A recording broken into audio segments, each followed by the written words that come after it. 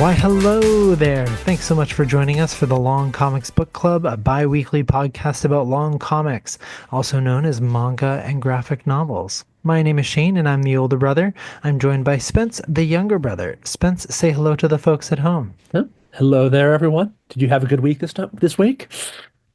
It's very kind of you to ask an audience that can't respond to you. Yeah, It's still engagement. Got to engage them out. gotta engage. And if you're new to the show, I'll engage with you as well. Thanks for joining us. We're excited to have you. So for the first half of the show here, we'll be talking about the long comic we read over the past 2 weeks, which this time was Hawkeye, My Life as a Weapon by Matt Fractions.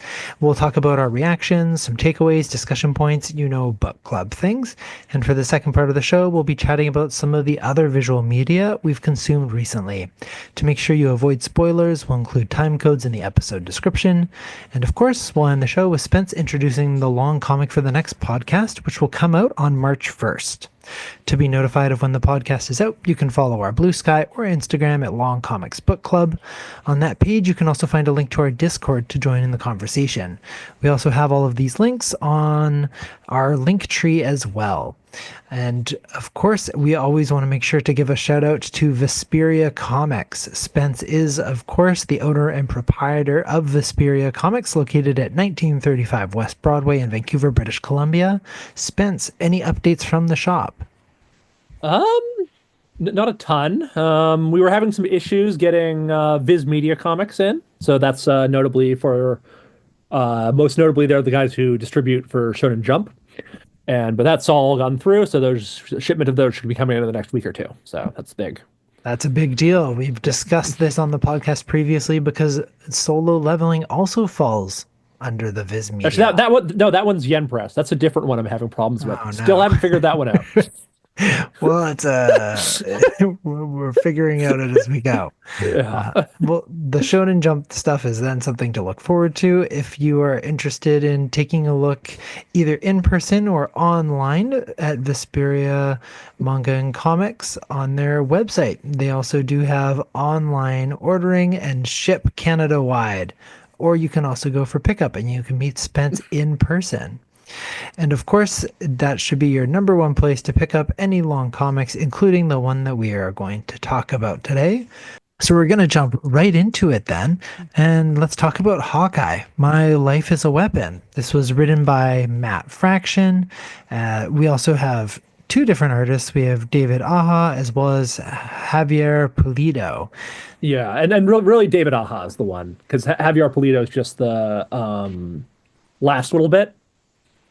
Is the last little bit the Young Justice? Is that what you're the Young referring Justice to? one. Yeah. Interesting. We're going to talk about Young Justice as part of this as well. Yeah, so because that's just kind of like a bonus little thing at the end, and it's like it's really not like part of the the story, but yeah, it's a whole. Yeah, but it is in there, and therefore, because it was included as part of this collection, it is therefore going to be part of the conversation. So, Hawkeye, My Life as a Weapon. The plot summary, I loved. It provides a plot summary on the first page. It says, Clint Barton, aka Hawkeye, became the greatest sharpshooter known to man. He then joined the Avengers. This is what he does when he's not being an Avenger. That's all you need to know. That's what it says on the inside of the book. I think that's a very good description. Yeah, basically how I explained it as last week or last session when we were talking about. It's about what's Hawkeye doing when he's not being Hawkeye. But that's not. Yeah, I know. It's not quite it, because he's still very much is Hawkeye. Very much being Hawkeye, yeah. So this is where we will now say we're going to talk a little bit about the story. So we'll say spoilers in a second here, but first I got to say this is a great read. I understand why this is so sought after and so talked about and was seen as really an interesting insert into the superhero genre. I thought it was excellent. Yeah. And it's good enough that I am absolutely wanting to read more in relation to Matt Fraction's storytelling of Hawkeye, because I briefly looked online. It looks like there is more to it. And so I am I'm interested. I'm intrigued, and I bet you would be too. And I would Mhm. encourage this for anyone who's interested. But Yes. all of that said, we're going to jump into spoilers. Uh, and so if you want to pick up after we've had our discussion, just take a look at the time codes below. And the reason I wanted to say that now is because your plot summary last time was that this is what Hawkeye being a schleppy landlord. And Yeah. you had, Which to be fair, I hadn't read it in like 6 months, and I have, or like 6 years, had been like half a decade since the last time I read it, and I have read the entire series. So I legitimately forgot what was in the first volume. okay. So Okay. like I forgot the like whole story about like with him breaking into like the hotel and all that happens in the first volume. Because there's a lot more like him like yeah, like him future volumes involve like there's a famous one, I think it's in the second one, where the entire issue is from the dog's perspective. So there's no dialogue. There's another great one about like handling a storm hitting and just like them in a storm, like hanging out in their apartment building. Hmm. Yeah. And like Okay. things start to flood and stuff. It's like a lot more slice of Slice of life. lifeier Whoa. later. Jinx. Yeah. Hey, what do you know? We both Okay. watch anime. That makes sense. And that's why you said a schleppy landlord. And so I was expecting that. And then that is not what this is. No, no. There's a lot more. I think There's a lot there's a little bit of that. Like there's there's a a lot little of bit. action happening in this. Yes, there So is a lot of action. in the first one it is him duking it out with the former landlord and saving Lucky the dog. Then in the second one you have him meeting this woman and doing a car chase and a thrilling car chase and him being a little bit of like a almost like a James Bond-esque kind of individual. And then you have him breaking into the hotel and trying to retrieve this tape.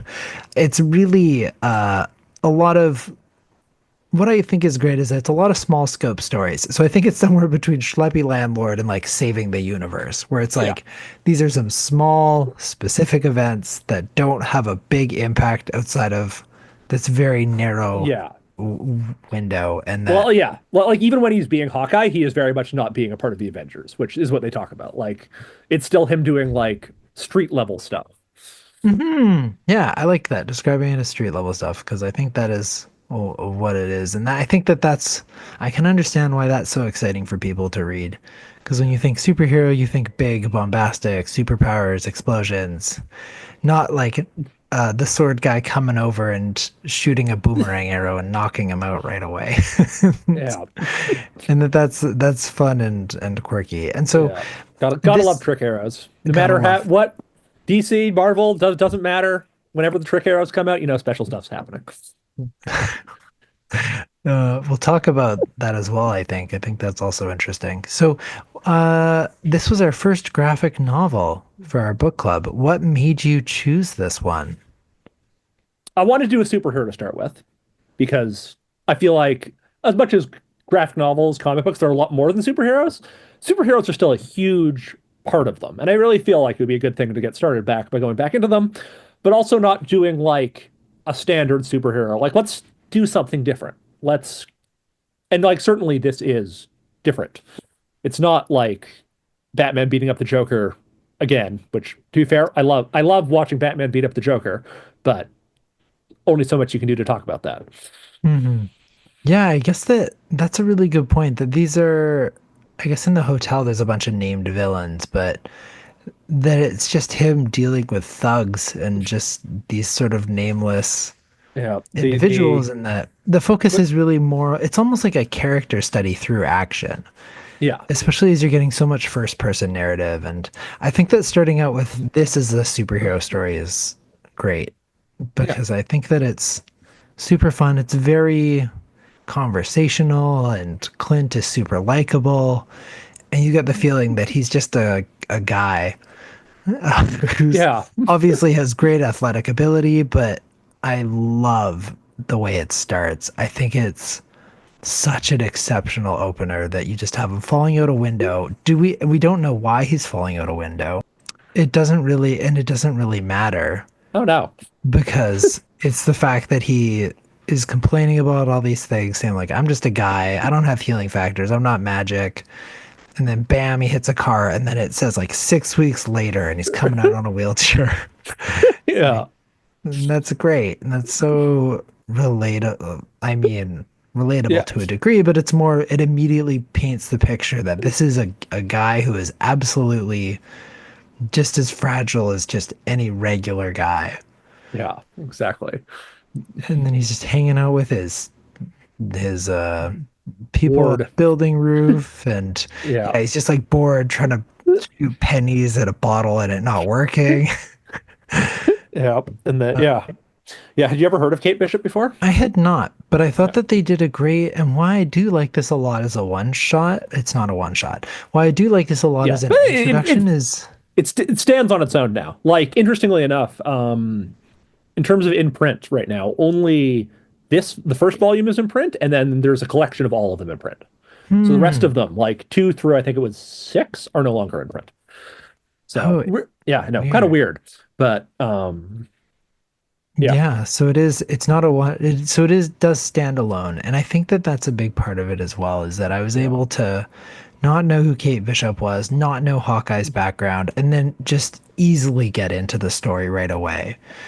And so I knew Hawkeye obviously from the Avengers. I think that like almost everyone would know who Hawkeye was from the yeah, Avengers. And so it's a great introduction to him, and he's very likable. And it's a really great little story. I think that that's the what's so nice is that it is a small scale story, that it has a clear start, has an end, and then yeah, it goes to the next one, has a clear start, has a clear end, and you meet characters like Kate Bishop, and she's immediately says something like, "Oh, you're also Hawkeye." And he complains about that to some degree, and that she's young and she's rich. And so you right away understand who this person is and their mm, relationship. yeah, Uh, and like Kingpin's in there later, some masked ladies in there. You don't need to know a lot about them. They serve their purpose in yeah. these They are little super stories. villains. That's all, and they're very like you can pick up through context clues, even if you didn't know who the Kingpin is. Hmm. Yeah. Yeah. One and Madame Hydra yelling Heil Hydra or whatever. Oh It's yeah. all yeah. But it's also great art. I also like the way that the art style is done. Yeah, That it's almost like reminds me almost of like retro comic strip kind of art. it kind of does. Sort of like the oh, what's his name? The doctor. Do you know what I'm talking about? So you Oh, have like Rex Dick. Morgan, MD. Yeah, Oh it's man. very Rex Morgan MD. Am I wrong on that? Let me look at a Yeah, Rex Morgan MD I, picture. I wouldn't exactly like you're not I'm wrong not that far wrong. You're off. not that Yeah, far off. I think it's in that. Yeah, I think that's a great description. That it's in the Rex Morgan, the Dick Tracy, where Yeah. it's much. It's not going for realism. It's going for some of the emphasis on shadows and on less on features, but more on frames and Yeah. profiles. And And the framing's really zoomed out compared to most comic books. hmm, Like the characters are much smaller on in panel, which interesting. yeah, I think works really well for the yeah, make keeping them like they're more cartoony for lack of a better word. Look. Yeah, which is also great for showing the action that way as well. And then it also puts a lot more weight on the dialogue. And the Yeah. dialogue's really smart and it's real. Oh yeah. The fact that he I love how I had completely forgot that in like the dialogue they'll like put like descriptions of what they're saying, like angry words in Russian or whatever. I love those little yeah, bits. whenever he doesn't understand the language. And that Yeah. he also misspeaks. Like he says something by accident and he regrets it. And Yeah. that there are these really real moments that stand out and make it a great read. And the way that they also do some of the dialogue is also really interesting.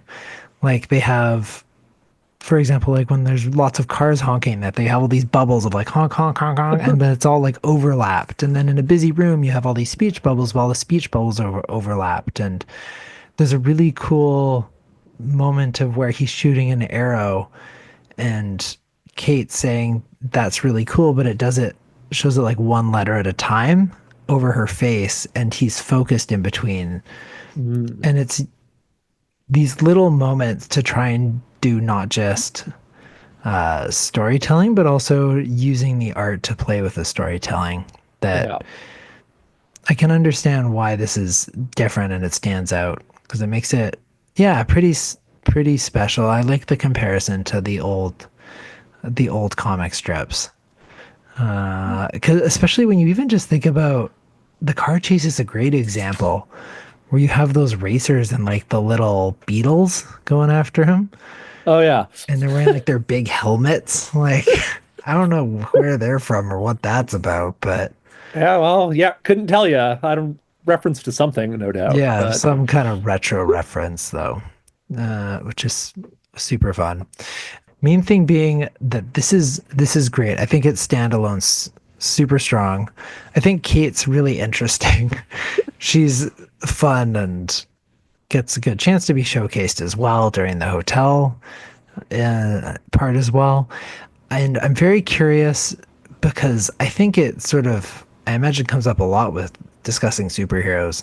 So then she is wealthy and doesn't have superpowers and uses gadgets, which sounds very yeah, similar to an. everyone is Batman. Let's be real here. Okay, this is what I was wondering about. Like, yeah, So, because they mentioned that too, that like also Clint's also super wealthy. Like he buys the his Avengers money. Like yeah.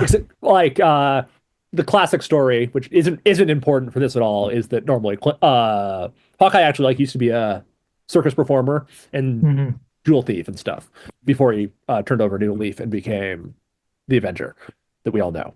So he has a bit of a story there, but at the end of the day, he's still super wealthy and all that, and has the like physical abilities far beyond what a normal human being would be able to do. Mhm. I like though that even though he's rich, it's not like Bruce Wayne, Oh yeah, like no, flaunting that he still lives in this apartment building. Um, but and then he also gets called out on it early when he's like, when they're getting evicted, he said, "It's just money. It's the move that's a pain." And then an old woman's like, "Ha, it's just money. Isn't that nice, Mitzi?" Talking to her cat. yeah, Because I think that that's really, yeah, it makes him likable all the more.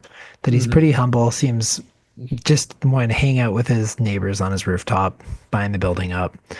Um, and yeah, so I guess that with the popularity of this, that Batman seems to still be the most popular the most popular superhero. Clearly, there is an appetite for non-superpowered superheroes. a lot of the more popular superheroes are, even if they have superpowers, often they're like still like to be like more grounded and stuff. Like Superman's like really the exception for Mhm.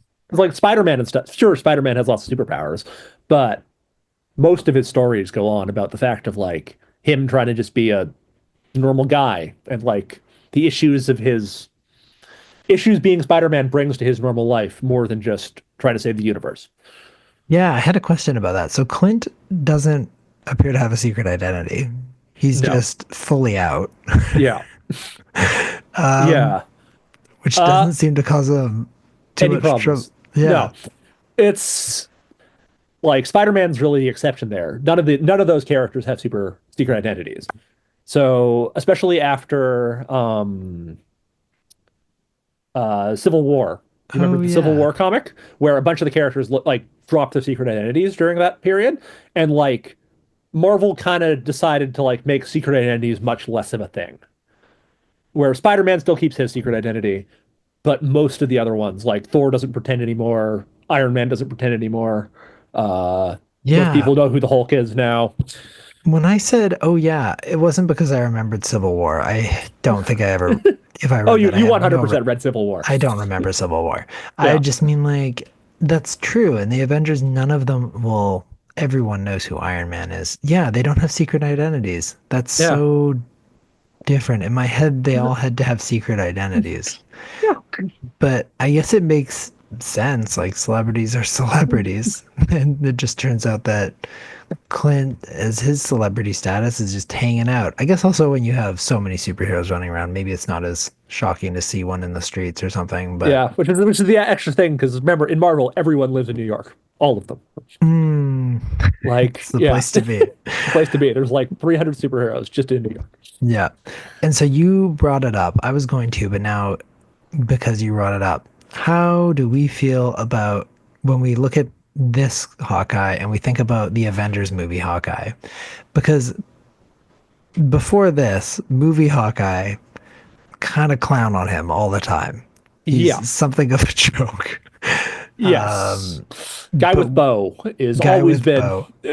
But why does that not feel the same in this? What do you think is different?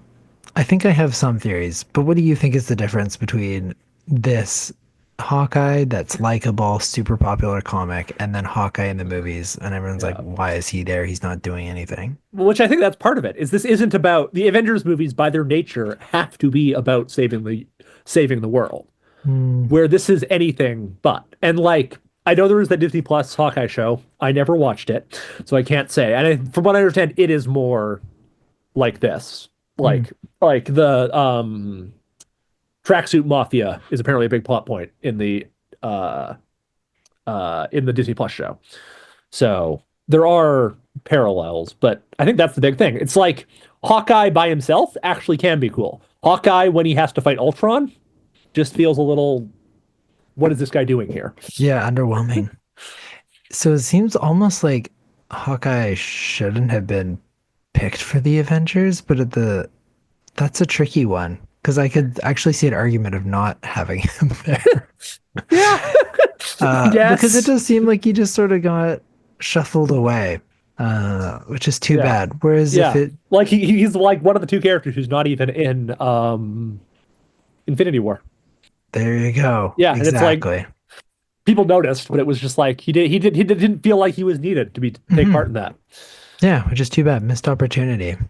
Yeah. Because it clearly he's a really interesting character, and yeah, I guess just gets trapped in just being a regular guy. I think that that's also better than what I was thinking because I was wondering to what degree it needs to get pinned on Jeremy Renner. But I think that you're right that it more has to do with circumstance than Yeah. Well, like, honestly, I think Jeremy Renner like works for Hawkeye. Like he's not the most charismatic guy, but like I think it yeah, fits the I was thinking he's close, but he's not perfect. And so in my head, I was like, what would have been perfect? And it's though not possible. I think it's more, I could see like Fight Club Brad Pitt, like that age Brad Pitt would be yeah. a perfect fit for Yeah. the Hawkeye from this comic. Yes. Like late 90s Brad Pitt. That Late would 90s yeah. Brad Pitt, yeah. Yeah. But I mean, he kind of slam dunks in most roles, but I feel like that's exactly the energy I'm getting out of the Hawkeye from this comic. Yeah, right. Because I guess that's the thing. Jeremy Renner doesn't quite have that like self-deprecating humor that this Hawkeye does. No, the humor part of him is Yeah. not really there. And the charisma, I think, as well, that you hit on, the natural charisma also doesn't really carry through. But again, I agree that it more has to do with Hawkeye just being an ill fit. Same with, of course, Black Widow as well. Yeah. Just both of them just not being necessarily the best choices for this, but that's okay. Yeah. Um, but yeah, I think that unfortunately necessitates thinking about it. Oh, I also like that Hawkeye, that just reminded me of one shot of clearly Hawkeye's gone through many iterations, as many superheroes have. But I like that in one of these strips that you have him diving naked and that it shows a little old school Hawkeye Oh yeah, face with over the him. mask Yeah, on with and his the old mask on. That's great. I I like that as well though, showing him sort of being this like suave guy, hooking up with this woman and her finding out that she stole this car. And again, it's almost he's like this yeah. New York James Bond. I think that's almost the way you could describe him. Oh yeah. And it yeah, and like that there's certainly like a kind of follows through because then the next story after that is the hotel one with the So yeah, which is even James Bondier. Even James Bondier, exactly. And of the three, I think I like them all equal. I think the first and the third one, the no, I actually like them all a lot. I don't Yeah. think one of them. I think they all get to be connected, and they certainly wanted to keep reading them. Yeah. But actually, Uh, what did you think of the fourth though? We haven't talked about that one yet. I was hoping to avoid talking about that one. So Well, we can make it quick. no, I think it's helpful to talk about mainly because it's that immediate comparison to what was happening leading up to it. So is the fourth the young Avengers, the Yeah. one that focuses with Kate Bishop again, is that also by Matt Fraction? I Yes, guess it would be I do from what it believe said so. here, yeah. Yes. So you still had the smart writing, but it immediately was like, oh, that's why comics can be hard for people because I immediately had no idea what was happening.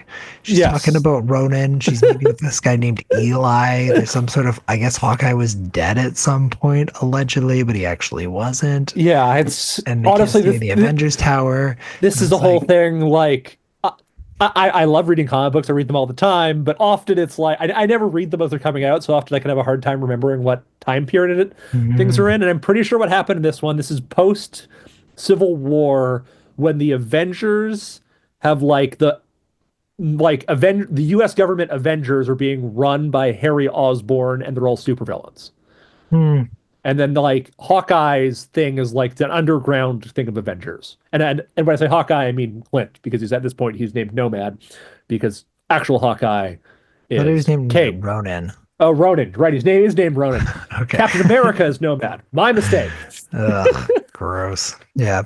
Comic So I mean, books. it's and then it's like it's that art style that we were talking about, how it's very much that modern art style, Yeah. which is also cool. It also has its merits as well. I think it's just that it's more like cinematic.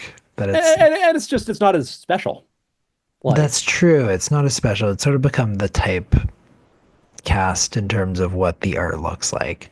yeah. Uh, and so I think that it was interesting to include as a way to even more value parts 1 to 3 as these really wonderful stories about this great character that I understood everything that was happening. I'm sure there was little bits and Easter eggs in there that I didn't fully get, but that I could just enjoy. And then you hit the Young Avengers part, and it's like, well, now I kind of understand parts of this because of what I just read, but I don't understand what's happening, and I don't have an interest in Yeah. having to Yeah. like do the backstory and then have to do more backstory and just get way too deep into Young Yes. Avenger stuff. But Well, like uh, one thing I will always aim is to make sure all of these will be stuff that works, assuming like with no backstory. mhm, Like, I appreciate it. And I think that that's the best way to invite people into learning yeah, more about manga and comics and about being interested and excited in them as well.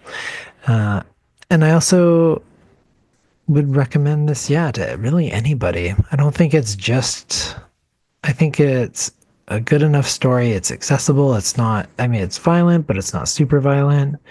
There's some language, but it's not super strong language. It's just a great entryway comic, I imagine, for most people. yeah, oh, yeah. But highly recommend it. Yeah. The only challenge being, how do you find it? Because apparently it's called a million different things. Walk into a comic store, like You say said this Vesperia before. Comics, and Yeah. say, "Give me the Hawkeye book," and there's a reasonable chance you'll end up with this one. There you go. And if you want to make sure that happens, specifically go into Vesperia because Yeah, Spence will know what you're talking about. Uh, I also think yeah, the title's really good. I think that that's also worth noting there. I'm always going to add in the title as part of the conversation just because they choose a title, so it's important to think about yeah, why. And I think that it's a great sort of also gives you some insight into him. My life is a weapon. That it's essentially all of these stories are not his choosing, but essentially circumstances that arise that he needs to take action at someone else's request or out of his own moral drive. yeah, yeah. Which All of them would be impossible if he wasn't the weapon that he is. exactly uh, makes him a great, interesting. Also, yeah, deeper than I would have thought for Hawkeye. That he's this complex guy who just sort of wants to live his life, but that he feels obligated to to help and to do the right thing, and these people that depend on him. Yeah. But yeah, great book, great read, cool Yeah. character. If you have more volumes, I will. That you've successfully started, Spence. This Okay. you've I can successfully dig out the rest of the series for you. you've officially gotten me back into reading at least one specific thing. I am Yeah. now wanting to read more of Hawkeye and Matt Fractions because it was such a treat to read. Yeah.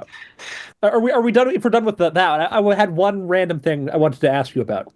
Do you remember Yeah, reading Green Arrow comic books back when we were a kid? that was the other thing I was going to tie back into. Yeah. What's with Arrow people? I Because vaguely also, remember Green Arrow. I feel like he's very almost very similar to Clint, except less relatable because he's more of he's also rich, but he flaunts it, a la Batman. except not Um, not really, because that's the thing. So like the Green Arrow comic book series we used to read back then, like, was the old late 80s, early 90s one where he had like lost all his money and he was working as a florist in Seattle. I don't remember this, You don't remember but this at you all? keep And going. it's No. yeah, and it's kind of interesting too because in that he never fights any supervillains in that series. Hmm. It's all him dealing with like terrorists and serial killers and stuff. That comic strip is one of my favorites of all time. I haven't read it in a while, but it certainly was one of the first things to like take superheroes and like let's not have them fight supervillains. Let's have them let's have them deal with the Iran Contra scandal. That is literally something that happens in that comic. Yeah. Wow. That Yeah. is So a it was a different one. I was just curious if you remember it because I do not, but it's very different because it's also less lighthearted than this one and yeah, when surprisingly you're talking about less. it around Contra, I assume that it's not as light. Yeah, and That's, multiple serial killers. yeah, that immediately I was like, ooh, that's yeah, not not for the faint of heart, that's for sure. But that is it. I was thinking about that. I know that there's lots of parallels between your DCs and your Marvels, but obviously it's easy to compare Hawkeye and Green Arrow for Yeah, being possibly two of the easiest to compare.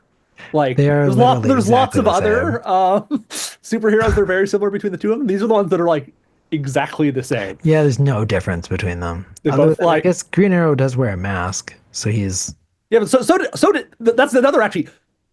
He didn't in that '90s series. He stopped wearing the mask, and Hawkeye also used to wear a uh mask. So both of them were like used to wear masks, but then didn't. But then I interesting. think Green Arrow's back to wearing a mask. I think. It is also very funny that you then have Black Widow and Black Canary. So Yeah. Black Canary being the DC version, again, essentially the same as Black Widow. To be fair, Black Canary and Green Arrow are like actually a couple, or at least they were at one point. I don't. It's hard to keep up with comic books sometimes. I don't know what they're. Yeah, hard to They say were what they're up actually to these married. They were days. actually married at some point. That was a fun Yeah, series. but I more meant the fact that they like worked together Oh yeah, and were often together. Same with yeah, and they were like the two Hawkeye members of and the Black Widow. Justice League slash Avengers that were like the least useful. Yeah, tragically so. There you go. That's funny. I appreciate you mentioning that as well. Yeah, Um, and so to wrap it up, A plus if you are haven't read Hawkeye, My Life as a Weapon yet, and you're interested, go check out Vesperia Comics. And Spence will either have it or maybe he could even order it for you if he's out of stock because it's been flying off the shelves because it's so great. yeah, sure. Um, Yes, yeah, and I don't think there has to be any sort of caution as to who reads it. Again, this is a pretty great entry. Obviously, you don't maybe give it to like a 5-year-old, but I would say even if you're like 10, oh this yeah, is a pretty safe one to throw that way. yeah. Like if you understand like the basics of comic books, people are gonna get punched, all that. It's like Yeah, there yeah, will be there is PG-13 violence. There is no blood. Or maybe there's some, but there might have been. It's all yeah, it's shaded, use your own discretion, but it's yeah, not like Goodbye Harry. We don't have as many heads up that we need to provide for Hawkeye. yeah. But moving then into our second section. Um, so Spence, what other kinds of content have you been enjoying this week? Any movies, TV shows, games, or books that stood out to you? Anything we want to put in the upper echelons of greatness alongside Fritz the Cat and Gone with the Wind? Just finished Metaphor ReFantazio, which is a I don't. video game Okay. by the makers of from the creators of Persona. They have a lot of time. I feel like I've heard of a lot of different Persona games and a lot of Yes. different people that make Persona games making other games. Yeah, but like this is a excellent video game in the lean line. Same idea of Persona. Took me about 100 hours to beat, but Wow. so yeah, no, you wouldn't have time for that kind of thing. But No, is that common for Persona? No, Persona takes longer than yeah, that usually. actually, about 100 hours a game. Some of them, like Royale, is probably the longest one. I think that one took me like 120. But Wow. yeah, like vanilla Persona 4 only took me like 80 There you only. go. Only, yeah. But you're a Persona aficionado. And Yes. so you would recommend Hi- Meta. Metaphor ReFantazio. Highly recommend Oh, Metaphor that's a ReFantazio. terrible name. Yeah, well, whatever. It's really cool. It's about king is killed and reveals that like through ancient magic, whoever is like gets the most vote in 3 months will be voting on who's the next king. And whoever gets the most votes will become king. And you have to deal with like the crazy populist, genocidal populist who's like rallies the people to his call, and then yeah, Sounds super fun.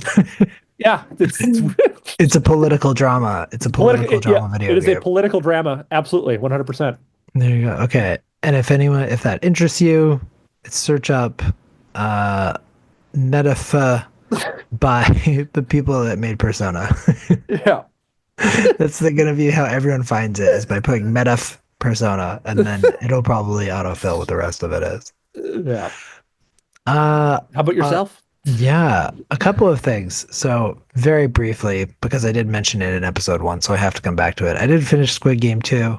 Oh, okay. I'm just mentioning it briefly because I don't know if there's much to talk about. It was fine. I really liked it. I I thought, think it was good, but it's not the kind of thing that I'm going to be like, it was incredible. It yeah, changed the cinema. It's good. It's a fun watch. yeah. And Uh, well, like we're also only halfway done, so that's true. the second half might make it like it doesn't really have an ending, so hopefully Yeah.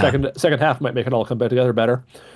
But like I was thinking about like I think the carousel game is like the most interesting game they've ever had in any of the Squid Game stuff. Hmm. I was thinking about that one way too in depth.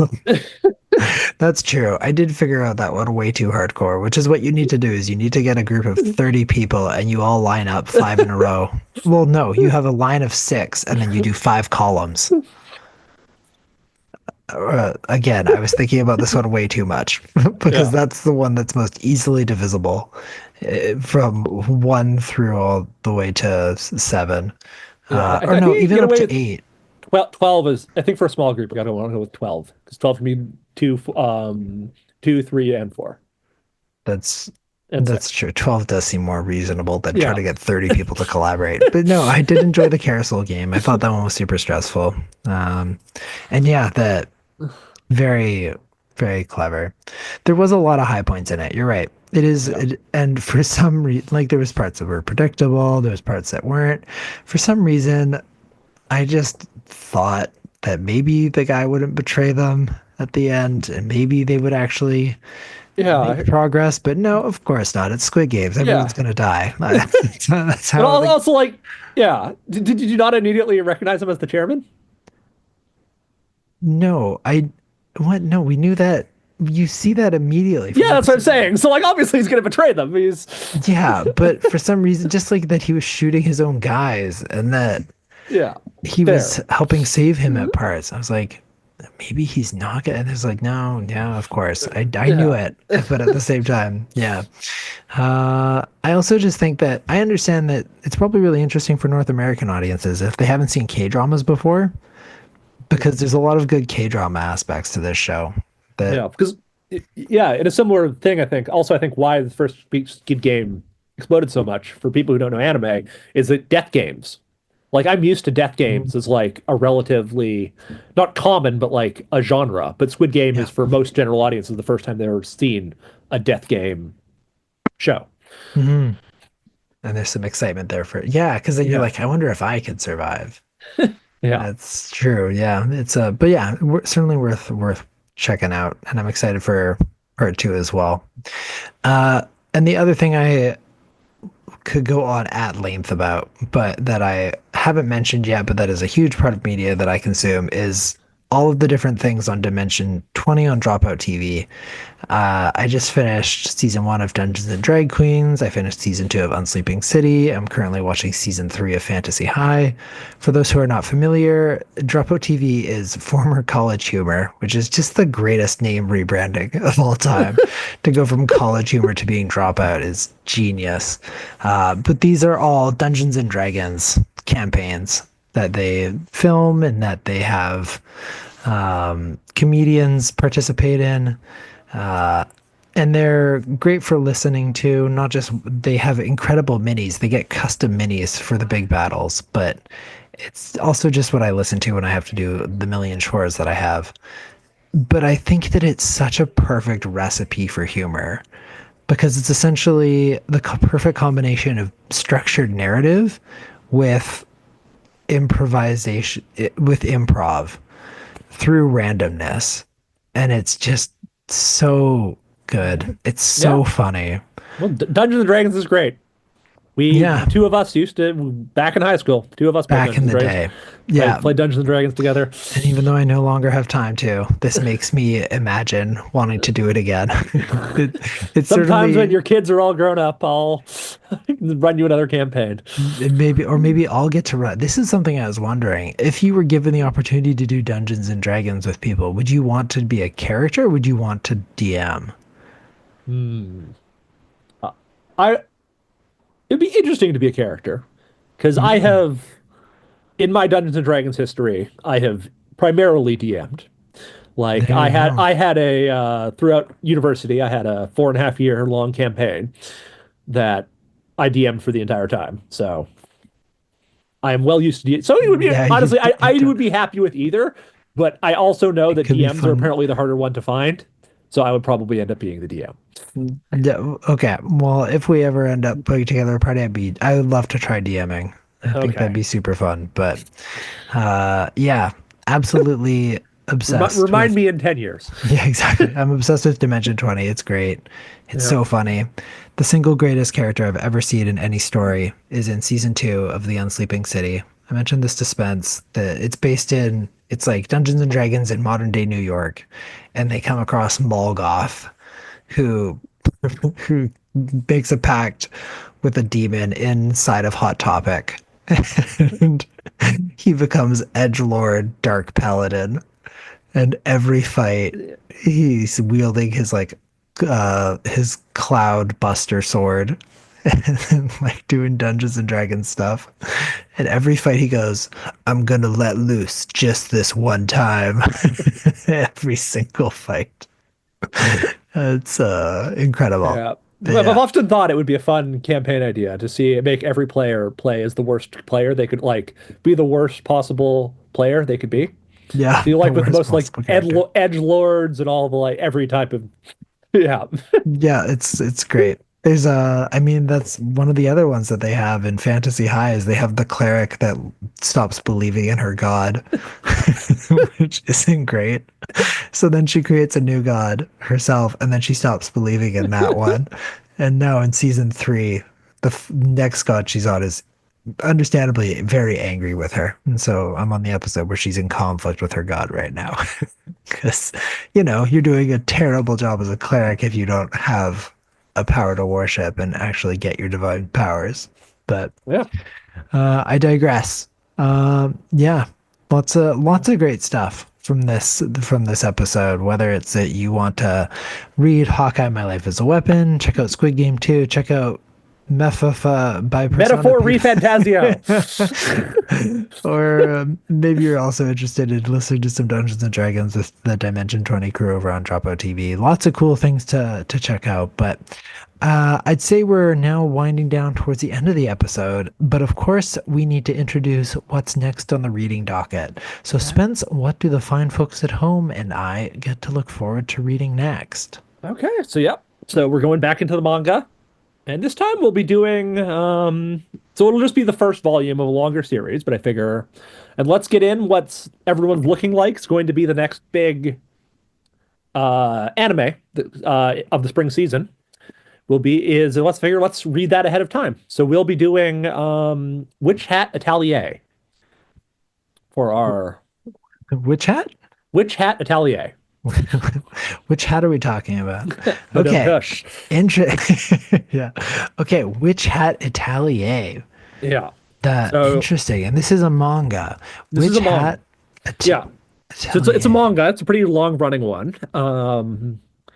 And it's about like a little in a world of magic. It's about a little girl who's like always dreamed of being being a wizard. But wizard powers are hereditary. You have to be born into being a wizard to be one. But then she's like reading some random book and finds starts like doodling some stuff she sees in a book, and then all of a sudden magic comes out. And she learns that magic actually isn't hereditary. It's just all Wait, are we getting into spoilers already? this is like the first like I'm spoiling the first 10 pages for you. Okay. Yeah, like and magic isn't hereditary. It's all just like drawing based. And it's so powerful that Ooh. they've like it's so easy to do things like accidentally do things that it's like been a hidden art that they've like kept hidden from the general population. And but like stuff happens and now she becomes like gets into this schooling for becoming a wizard basically. Fun. Or I guess Okay. only a witch because witch hat. Yeah, because of which that tracks. Cool. Well, I'm looking forward to reading Witch Hat Atelier. And so if that sounds like something you're interested in, or maybe if you don't know if you're interested in, but you want to find out, go check it out. You can obviously check this out at VesperiaComics.com for pick up at Vesperia Manga and Comics if you're in the lower mainland of beautiful British Columbia, or you can also order Canada-wide shipping from VesperiaComics.com. But of course, we also realize that buying a new book every 2 weeks isn't always financially viable for everyone, so consider inviting a friend to split costs, or borrowing the book from a friend, or go to your local library to see if it's available, or if you live internationally, go check out your local manga or comic book store. And that's it for episode 3 of the Long Comics Book Club. Thank you so much for listening. You can follow our Blue Sky and Instagram for updates, as well as our Discord to share your own thoughts on Hawkeye, My Life as a Weapon, or Witch Hat Atelier next week's not next week, in 2 weeks. The manga we'll be talking about in 2 weeks on March 1st. So in advance of the March 1st podcast, take a look at Witch Hat Atelier, and we'll look forward to talking to you then. Yeah, I guess we should mention Witch Hat Atelier Volume 1, because there's like 12 volumes. So we'll just be doing the first volume. Okay, just the first volume. Yeah. Okay. Important disclaimer. Yes. Witch Hat Atelier Volume 1. Insert. Volume 1, Volume 1. Stop buying everything. Stop, you don't need to order that much. Just Or if it volume was 1. Spirit Comics, we do give a buy one, get one 20% off deal. So if you want to buy the first 2 volumes. There you go. Buy first. Yeah. Even better deal. Or maybe why not buy the first one and then the rest of the other 12? You'll still pay the other. I will not stop you. Yeah, we encourage it. Do whatever your heart tells you. But we'll look forward to talking about Witch Hat Atelier on our next podcast. Again, coming out March 1st. Until then, we'll talk to you later. Bye-bye. Have a good one.